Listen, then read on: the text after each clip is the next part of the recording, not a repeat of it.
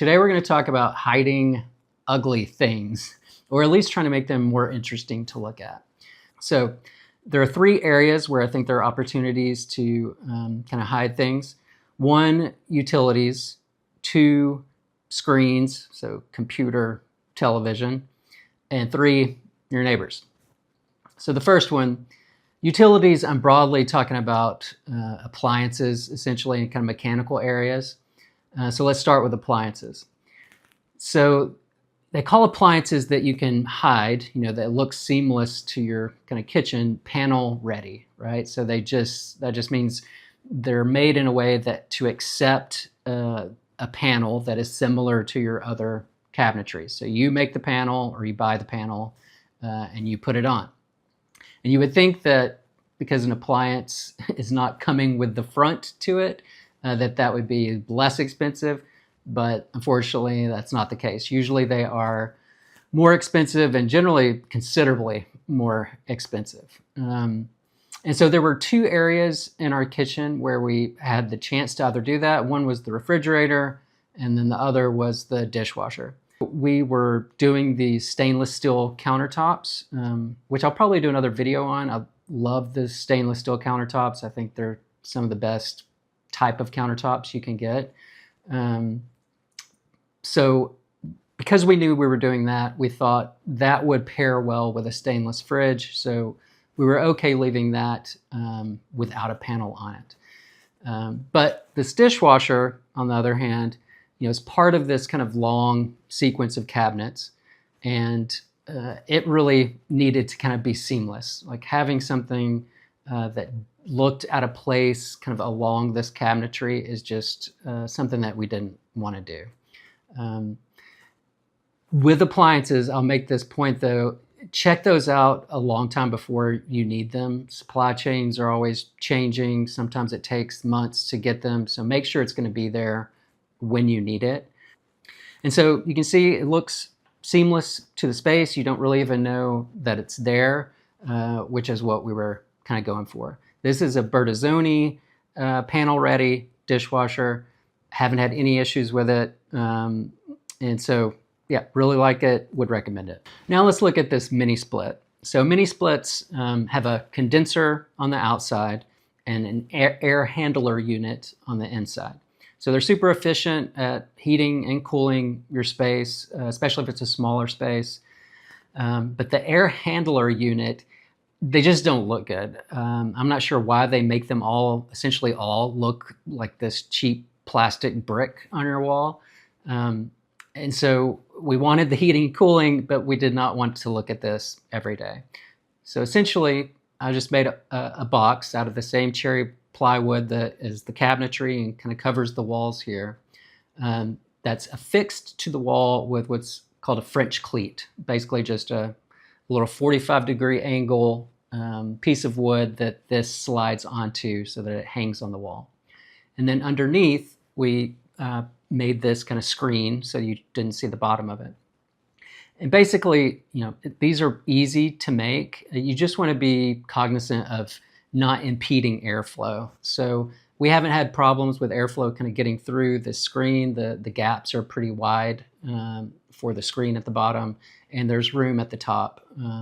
And it's easy to take off. So when you need to clean or do maintenance on this, you just kind of take the screen off, lift the box off, and it's all right there to work on. Now let's look at the washer and dryer.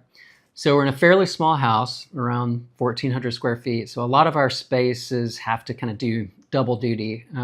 So we don't have a dedicated utility room, where the only time you go into it is to do laundry. Instead, it's a downstairs bathroom that we go in fairly often. So we wanted an easy way to hide the washer and dryer that looked good. And what we landed on was just a curtain. So it's super simple, but we tried to make it thoughtfully constructed. So we used some stainless steel tube fittings that are, I think, made for marine railing, and then these cherry dowel rods that match the walls, and got some nice wool curtains made. We've just found those online. So it's really easy to use in a tight space, but when you walk in, it doesn't feel like you're just in a utility closet. So let's talk about screens. Like many of you, I've been looking at computer screens for a good chunk of my life. And when I don't need to be looking at a screen, I would prefer not to. And so that goes for computer screens and for TV screens. And I'm not preaching get rid of your TV and be more present in the moment. I mean, I wish I could do that. So we needed a TV. But I don't want the screen to always be there in my field of view, enticing me just to kind of sit down and watch television. And these days, I think projectors have come down in price and are affordable and work just as well as a television screen. So we made this kind of cork covering for the projector screen, and then this kind of rolling cork box to house the projector. Now, at some point, I might figure out a method of concealing the projector in the ceiling so I don't have to kind of move things around. But honestly, any little obstacle to turn the TV on is probably better for me spiritually. So also the computer screens. So here's a desk we built for our computers. And honestly, I think the jury, and by jury, I mean my wife and design partner, is a little still out on this. When I built the desk, we were kind of unsure how we wanted to conceal things, whether it was going to be a screen or a curtain. But we needed a place to work, so I had to build the desk. And then this folding kind of top that hides everything came later. And when my partner saw it, she said, "Looks like a coffin." It may not be the best design, but as a retrofit, I think it serves its purpose. We can kind of come into this room and not see kind of workstation, work screens always there. We can hide them, and then when we need to work, we can open it up. Now, lastly, neighbors. I think we all want to feel like we have some privacy in our own home. And I know we're lucky to have a lot of trees that are obscuring a lot of those neighbors, but we do have them.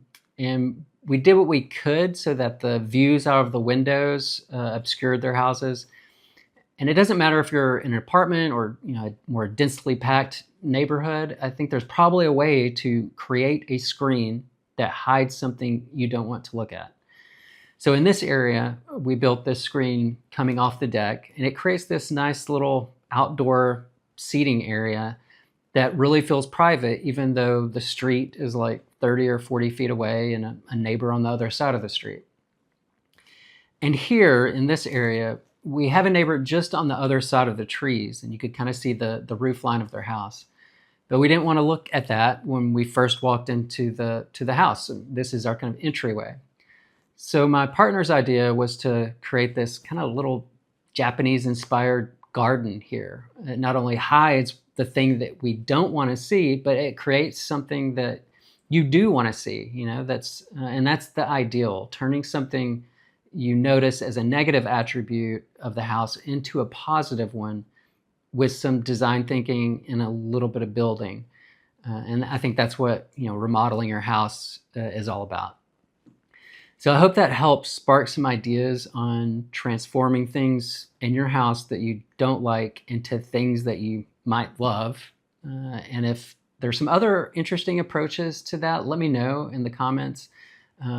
Or if you'd like some help brainstorming ways to do this with an area in your house, you can reach out to us on the site.